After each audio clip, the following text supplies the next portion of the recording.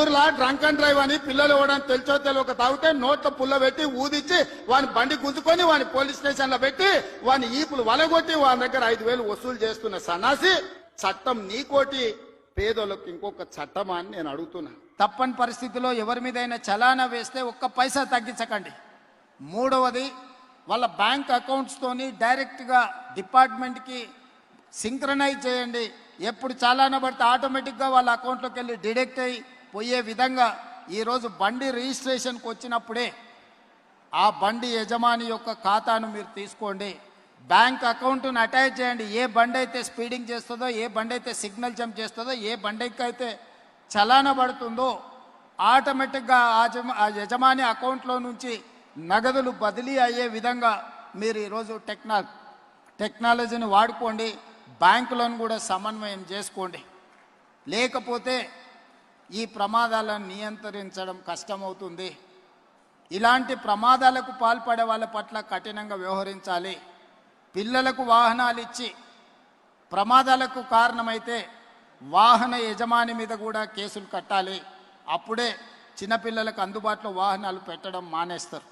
ఇవన్నీ జరగాలంటే ప్రాథమిక విద్యలోనే పిల్లలకు అవగాహన కల్పించాలి. ఈరోజు పోలీసుతో పాటు రవాణా శాఖకు సంబంధించిన వాళ్ళు కూడా హెవీ లోడ్ ఈ మధ్యకాలంలో చూసినాం. ఒక క్రషర్, ఒక టిప్పర్ హెవీ లోడ్తో తీసుకెళ్లి ఆర్టీసీ బస్సును గుద్దితే 30-40 మంది బస్సులో ఉండే అమాయకులు చచ్చిపోయినారు. అంటే ఇట్లాంటివి మనకు సంబంధం లేకపోయినా, మనం తప్పు చేయకపోయినా ఎదురుగుండే వాళ్ళు తప్పుల వల్ల మన ప్రాణాలు కోల్పోతున్నాం. దీన్ని నియంత్రించాల్సిన బాధ్యత ప్రభుత్వం మీదనే, రవాణా శాఖ, పోలీస్ శాఖ సిబ్బంది మీద ఉన్నది. అందుకే రవాణా శాఖ, పోలీస్ శాఖ ఈరోజు ఒక అవగాహనతో ముందుకు వెళ్ళాలి. రాష్ట్ర ప్రభుత్వంలో రోడ్ సేఫ్టీ అథారిటీ ఉన్నది. ఒక అడిషనల్ డీజీ ఆఫీసర్ నేస్తున్నాం. ఆ పోస్టింగ్ ఎలా ఉందంటే పనిష్మెంట్ పోస్టింగ్ కింద వేసినట్టుగా ఉంది. చాలామంది ఆ పోస్ట్ వేయంగానే అతన్ని పనిష్మెంట్ కింద వేసినట్టుగా భావిస్తున్నారు. ఇప్పటి నుంచి దాన్ని రివైవ్ చేయదలుచుకున్నాము. ఈరోజు ఏదైతే ట్రాఫిక్ పోలీస్ డిపార్ట్మెంట్ ఉందో కన్సర్న్ కమిషనర్స్ దగ్గర ఒక వింగ్ కింద పనిచేస్తుంది. ఆ వింగ్ ఎలా ఉందంటే కమిషనర్ గారు ఒకవేళ ప్రత్యేకమైన శ్రద్ధ చూపిస్తే తప్ప ఈ ట్రాఫిక్ నియంత్రించడానికి కష్టమవుతుంది. It is like an 6th finger. అట్లా కాకుండా అడిషనల్ డీజీ స్థాయిలో డీజీపీ తర్వాత ఈ రోడ్ సేఫ్టీ అండ్ ట్రాఫిక్కు సంబంధించి DGR additional DG cadre officer నేసి కంప్లీట్గా ఒక స్ట్రక్చర్ను తయారు చేసి ఎక్కడ కూడా సిగ్నల్ జంప్ చేసినా, స్పీడింగ్ చేసినా, ఎక్కడైతే ట్రాఫిక్ జామ్లు ఉన్నాయో, ఫ్రీ లెఫ్ట్ ఎక్కడైతే ప్రాబ్లం అవుతున్నదో అన్ని సీసీ కెమెరాలు పెట్టి అన్ని కార్పొరేషన్ మున్సిపల్ కార్పొరేషన్స్ ఏరియాలో హైదరాబాద్ నగరంలో ఆల్రెడీ మనం గూగుల్ సంస్థతో ఒక MOU చేసినాం. ఈ ట్రాఫిక్ సిస్టమ్ని అంతా స్టడీ చేసి ఫీడ్బ్యాక్ ఇవ్వడానికి. ఈరోజు మన కమాండ్ కంట్రోల్ రూమ్ ఉన్నది బంజారా హిల్స్లో. వీటన్నిటిని కూడా సాంకేతిక నైపుణ్యంతో ఈ సాంకేతిక నైపుణ్యాన్ని ఉపయోగించుకొని ఈ వ్యవస్థను బలోపేతం చేయాల్సిన అవసరం ఉంది.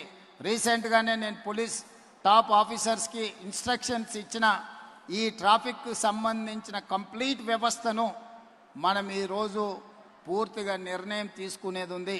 ఎట్లయితే హైడ్రా, ఎట్లయితే ఈగల్, ఎట్లయితే సైబర్ క్రైమ్ని మనం స్ట్రెంగ్తెన్ చేసినామో ఈరోజు ట్రాఫిక్ నియంత్రించడానికి కూడా పోలీస్ డిపార్ట్మెంట్ను ఈరోజు నియంత్రించాలి.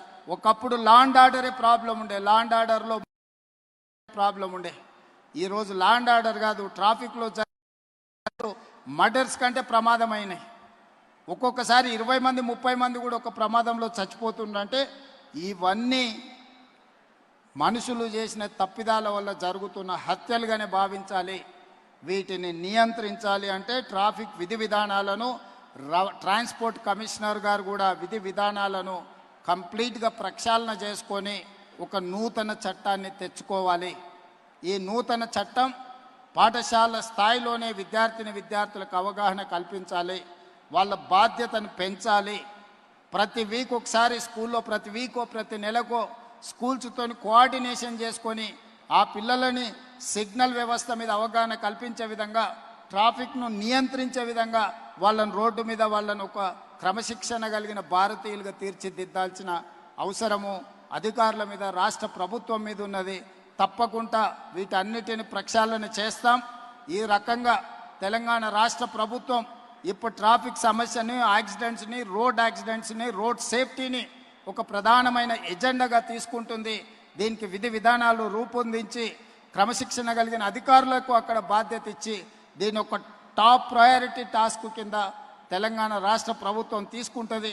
దానికి సంబంధించిన చర్యలు తీసుకోవాల్సిందిగా డీజీపీ గారికి సూచన చేస్తూ ఒక మంచి కార్యక్రమాన్ని అలైవ్ అనే కార్యక్రమాన్ని తీసుకొని అవగాహన సదస్సు కార్యక్రమాన్ని ఏర్పాటు చేసినందుకు పోలీస్ శాఖను అభినందిస్తూ మీ అందరి దగ్గర సెలవు తీసుకుంటున్నా. ధన్యవాదాలు.